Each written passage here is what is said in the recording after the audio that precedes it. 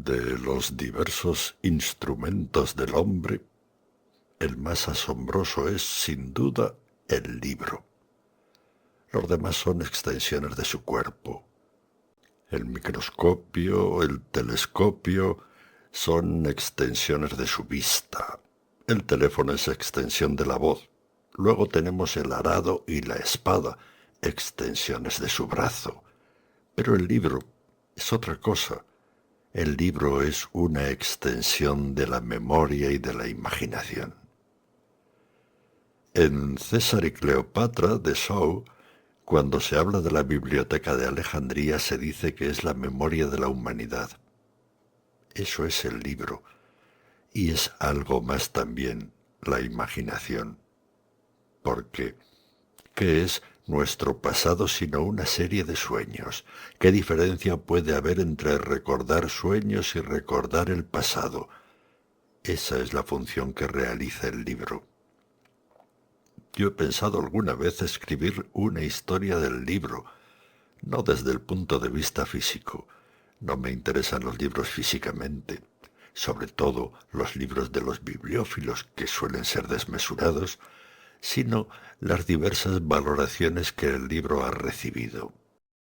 He sido anticipado por Spengler en su Decadencia de Occidente, donde hay páginas preciosas sobre el libro. Con alguna observación personal pienso atenerme a lo que dice Spengler. Los antiguos no profesaban nuestro culto del libro, cosa que me sorprende. Veían en el libro un sucedáneo de la palabra oral, aquella frase que se cita siempre, scripta maner verba volant. No significa que la palabra oral sea efímera, sino que la palabra escrita es algo duradero y muerto. En cambio, la palabra oral tiene algo de alado, de liviano, alado y sagrado, como dijo Platón. Todos los grandes maestros de la humanidad han sido, curiosamente, maestros orales. Tomemos el primer caso, Pitágoras. Sabemos que Pitágoras no escribió deliberadamente. No escribió porque no quiso atarse a una palabra escrita.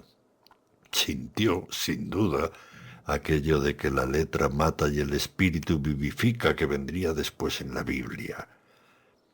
Él debió sentir eso. No quiso atarse a una palabra escrita. Por eso Aristóteles no habla nunca de Pitágoras, sino de los pitagóricos. Nos dice, por ejemplo, que los pitagóricos profesaban la creencia, el dogma, del eterno retorno, que muy tardíamente descubriría Nietzsche. Es decir, la idea del tiempo cíclico, que fue refutada por San Agustín en la Ciudad de Dios. San Agustín dice, con una hermosa metáfora, que la cruz de Cristo nos salva del laberinto circular de los estoicos. La idea de un tiempo cíclico fue rozada también por Hume, por Blanqui y por tantos otros. Pitágoras no escribió voluntariamente, quería que su pensamiento viviese más allá de su muerte corporal en la mente de sus discípulos. Aquí vino aquello de, yo no sé griego, trataré de decirlo en latín, Magister dixit, el maestro lo ha dicho. Esto no significa que estuvieran atados porque el maestro lo había dicho, por el contrario, afirma la libertad de seguir pensando el pensamiento inicial del maestro. No sabemos si inició la doctrina del tiempo cíclico, pero sí sabemos que sus discípulos la profesaban. Pitágoras muere corporalmente y ellos, por una suerte de transmigración, esto le hubiera gustado a Pitágoras, siguen pensando y repensando su pensamiento, y cuando se les reprocha al decir algo nuevo, se refugian en aquella fórmula. El maestro lo ha dicho, Magister dixit. Pero tenemos otros ejemplos. Tenemos el alto ejemplo de Platón, cuando dice que los libros son como efigies. Puede haber estado pensando en esculturas, en cuadros, que uno cree que están vivas, pero si se les pregunta algo no contestan. Entonces, para corregir esa mudez de los libros, inventa el diálogo platónico. Es decir, Platón se multiplica en muchos personajes, Sócrates, Gorgias y los demás. También podemos pensar que Platón quería consolarse de la muerte de Sócrates, pensando que Sócrates seguía viviendo. Frente a todo problema, él se decía, ¿qué hubiera dicho Sócrates de esto? Así, de algún modo, fue la inmortalidad de Sócrates quien no dejó nada escrito y también un maestro oral. De Cristo sabemos que escribió una sola vez algunas palabras que la arena se encargó de borrar. No escribió otra cosa que sepamos. El Buda fue también un maestro oral. Quedan sus prédicas. Luego tenemos una frase de San Anselmo: poner un libro en manos de un ignorante es tan peligroso como poner una espada en manos de un niño. Se pensaba así de los libros. En todo Oriente existe aún el concepto de que un libro no debe revelar las cosas, un libro debe simplemente ayudarnos a descubrirlas.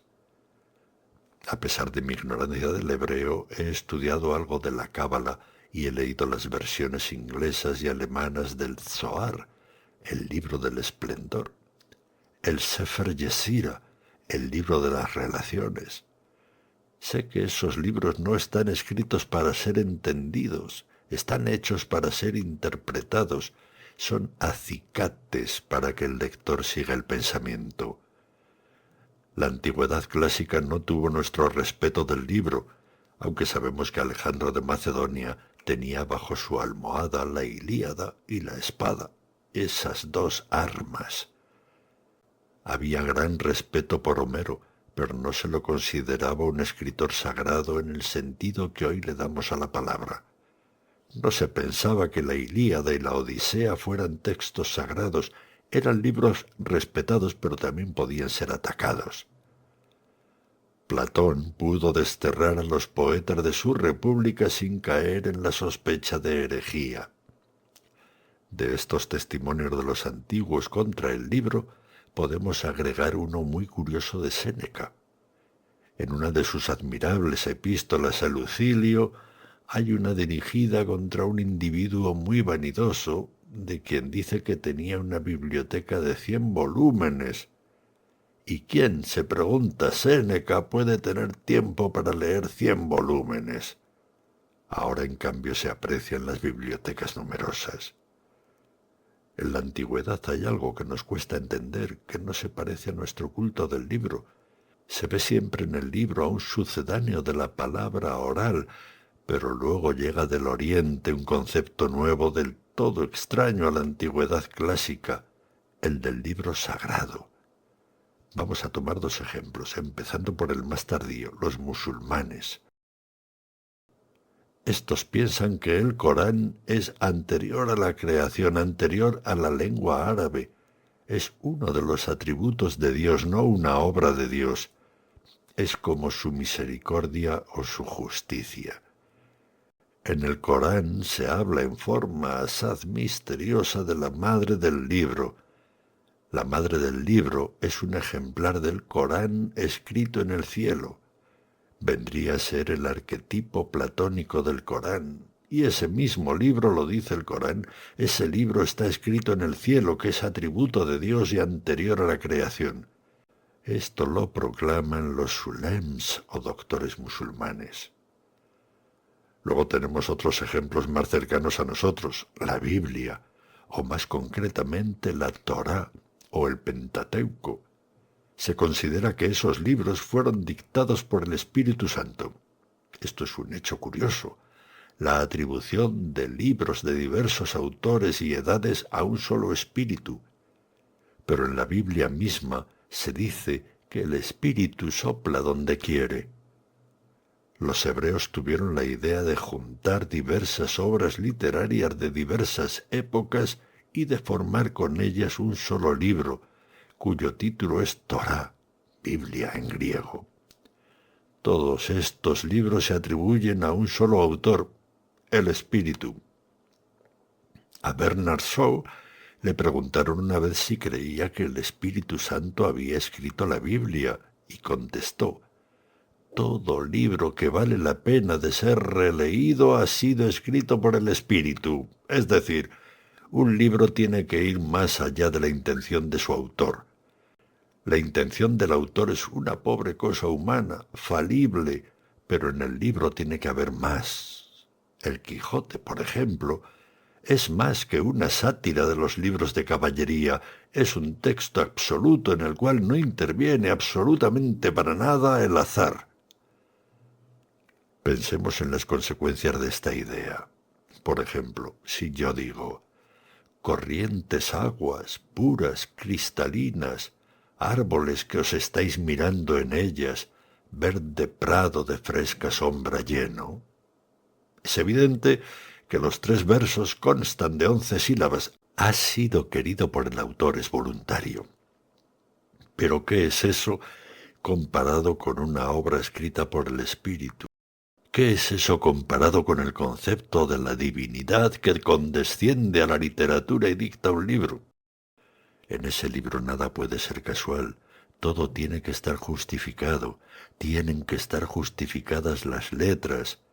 Se entiende, por ejemplo, que el principio de la Biblia, Bereshit bara Elohim, comienza con una B, porque eso corresponde a bendecir. Se trata de un libro en el que nada es casual, absolutamente nada.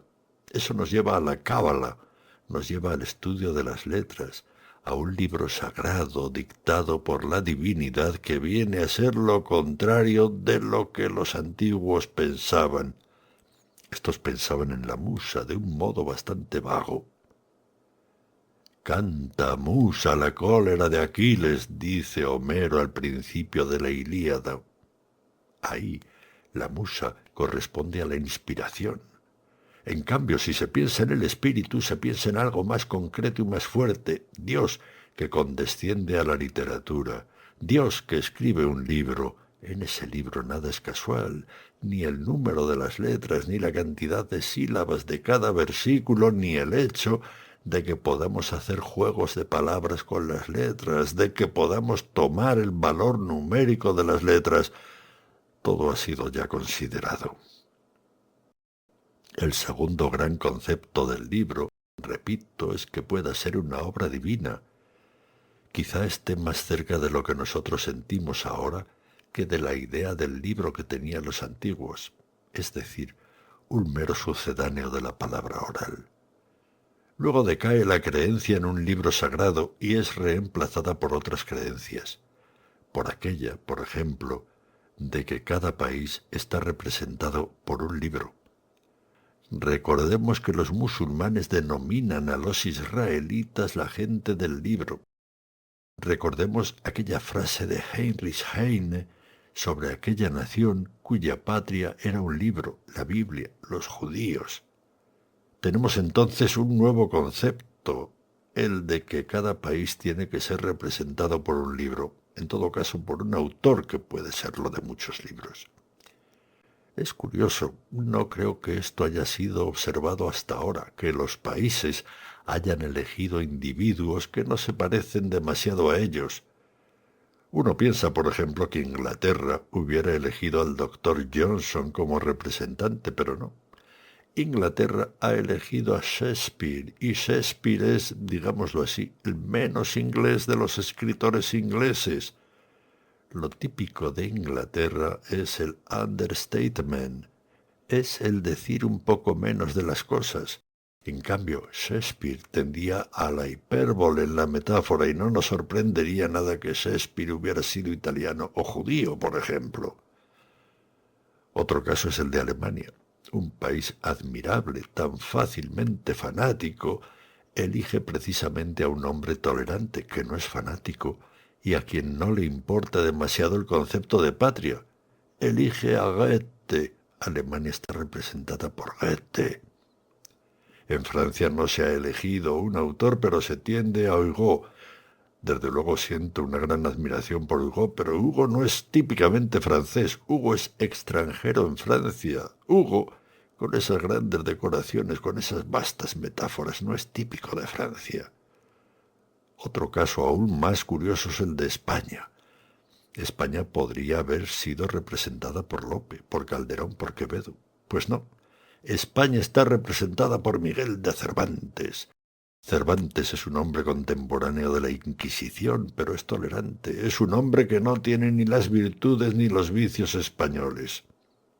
Es como si cada país pensara que tiene que ser representado por alguien distinto, por alguien que puede ser un poco una suerte de remedio, una suerte de tríaca, una suerte de contraveneno de sus defectos.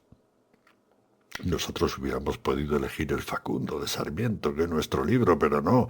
Nosotros, con nuestra historia militar, nuestra historia de espada, hemos elegido como libro la crónica de un desertor. Hemos elegido el Martín Fierro, que si bien merece ser elegido como libro, ¿cómo pensar que nuestra historia está representada por un desertor de la conquista del desierto? Sin embargo, es así, como si cada país sintiera esa necesidad. Sobre el libro han escrito de un modo tan brillante tantos escritores. Yo quiero referirme a unos pocos. Primero me referiré a Montaigne, que dedica uno de sus ensayos al libro. En ese ensayo hay una frase memorable: «No hago nada sin alegría». Montaigne apunta que el concepto de lectura obligatoria es un concepto falso. Dice que si él encuentra un pasaje difícil en un libro, lo deja porque ve en la lectura una forma de felicidad. Recuerdo que hace muchos años se realizó una encuesta sobre qué es la pintura. Le preguntaron a mi hermana Nora y contestó que la pintura es el arte de dar alegría con formas y colores. Yo diría que la literatura es también una forma de la alegría. Si leemos algo con dificultad, el autor ha fracasado. Por eso considero que un escritor como Joyce ha fracasado esencialmente porque su obra requiere un esfuerzo. Un libro no debe requerir un esfuerzo. La felicidad no debe requerir un esfuerzo. Pienso que Montaigne tiene razón. Luego enumera los autores que le gustan, cita a Virgilio, dice preferir las geórgicas a la Eneida. Yo prefiero la Eneida, pero eso no tiene nada que ver. Montaigne habla de los libros con pasión, pero dice que aunque los libros son una felicidad, son, sin embargo, un placer lánguido. Emerson lo contradice, es el otro gran trabajo sobre los libros que existe. En esa conferencia, Emerson dice que una biblioteca es una especie de gabinete mágico. En ese gabinete están encantados los mejores espíritus de la humanidad, pero esperan nuestra palabra para salir de su mudez. Tenemos que abrir el libro, entonces ellos despiertan. Dice que podemos contar con la compañía de los mejores hombres que la humanidad ha producido, pero que no los buscamos y preferimos leer comentarios, críticas y no vamos a lo que ellos dicen. Yo he sido profesor de literatura inglesa durante 20 años en la Facultad de Filosofía y Letras de la Universidad de Buenos Aires. Siempre les he dicho a mis estudiantes que tengan poca bibliografía, que no lean críticas, que lean directamente los libros. Entenderán poco, quizá, pero siempre gozarán y estarán oyendo la voz de alguien. Yo diría que lo más importante de un autor es su entonación. Lo más importante de un libro es la voz del autor, esa voz que llega a nosotros. Yo he dedicado una parte de mi vida a las letras y creo que una forma de felicidad es la lectura. Otra forma de felicidad menor es la creación poética, o lo que llamamos creación, que es una mezcla de olvido y recuerdo de lo que hemos leído. Emerson coincide con Montaigne en el hecho de que debemos leer únicamente lo que nos agrada, que un libro tiene que ser una forma de felicidad. Le debemos tanto a las letras. Yo he tratado más de releer que de leer. Creo que releer es más importante que leer, salvo que para releer se necesita haber leído. Yo tengo ese culto del libro. Puedo decirlo de un modo que puede parecer patético, y no quiero que sea patético. Quiero que sea como una confidencia que les realizo a cada uno de ustedes. No a todos, pero sí a cada uno, porque todos es una abstracción y cada uno es verdadero. Yo sigo jugando a no ser ciego, yo sigo comprando libros, yo sigo llenando mi casa de libros. Los otros días me regalaron una edición del año 1966 de la enciclopedia de Brockhaus. Yo sentí la presencia de ese libro en mi casa, la sentí como una suerte de felicidad. Ahí estaban los 20 y tantos volúmenes, con una letra gótica que no puedo leer, con los mapas y grabados que no puedo ver, y sin embargo el libro estaba ahí. Yo sentía como una gravitación amistosa del libro. Pienso que el libro es una de las posibilidades de felicidad que tenemos los hombres. Se habla de la desaparición del libro. Yo creo que es imposible. Se dirá qué diferencia puede haber entre un libro y un periódico o un disco. La diferencia es que un periódico se lee para el olvido, un disco se oye a sí mismo para el olvido, es algo mecánico y por lo tanto frívolo. Un libro se lee para la memoria. El concepto de un libro sagrado, del Corán o de la Biblia o de los Vedas, donde también se expresa que los Vedas crean el mundo, puede haber pasado, pero el libro tiene todavía cierta santidad que debemos tratar de no perder. Tomar un libro y abrirlo guarda la posibilidad del hecho estético. ¿Qué son las palabras acostadas en un libro? ¿Qué son esos símbolos muertos? Nada absolutamente. ¿Qué es un libro si no lo abrimos? Es simplemente un cubo de papel y cuero con hojas, pero si lo leemos ocurre algo raro. Creo que cambia cada vez. Heráclito dijo, lo he repetido demasiadas veces, que nadie baja 2 veces al mismo río, nadie baja 2 veces al mismo río porque las aguas cambian. Pero lo más terrible es que nosotros somos no menos fluidos que el río. Cada vez que leemos un libro, el libro ha cambiado, la connotación de las palabras es otra. Además, los libros están cargados de pasado. He hablado en contra de la crítica y voy a desdecirme. Pero, ¿qué importa desdecirme? Hamlet no es exactamente el Hamlet que Shakespeare concibió a principios del siglo XVII. Hamlet es el Hamlet de Coleridge, de Goethe y de Bradley. Hamlet ha sido renacido. Lo mismo pasa con el Quijote. Igual sucede con Lugones y Martínez Estrada. El Martín Fierro no es el mismo. Los lectores han ido enriqueciendo el libro. Si leemos un libro antiguo es como si leyéramos todo el tiempo que ha transcurrido desde el día en que fue escrito y nosotros. Por eso conviene mantener el culto del libro. El libro puede estar lleno de erratas, podemos no estar de acuerdo con las opiniones del autor, pero todavía conserva algo sagrado, algo divino, no con respeto supersticioso, pero sí con el deseo de encontrar felicidad, de encontrar sabiduría. Eso es lo que quería decirles hoy. Hay quienes no pueden imaginar un mundo sin pájaros. Hay quienes no pueden imaginar un mundo sin agua. En lo que a mí se refiere, soy incapaz de imaginar un mundo sin libros. A lo largo de la historia el hombre ha soñado y forjado un sinfín de instrumentos. Ha creado la llave, una barrita de metal que permite que alguien penetre en un vasto palacio. Ha creado la espada y el arado, prolongaciones del brazo del hombre que los usa. Ha creado el libro, que es una extensión secular de su imaginación y de su memoria. A partir de los Vedas y de las Biblias, hemos acogido la noción de libros sagrados. En cierto modo, todo libro lo es. En las páginas iniciales del Quijote, Cervantes dejó escrito que solía recoger y leer cualquier pedazo de papel impreso que encontraba en la calle. Cualquier papel que encierra una palabra es el mensaje que un espíritu humano manda a otro espíritu.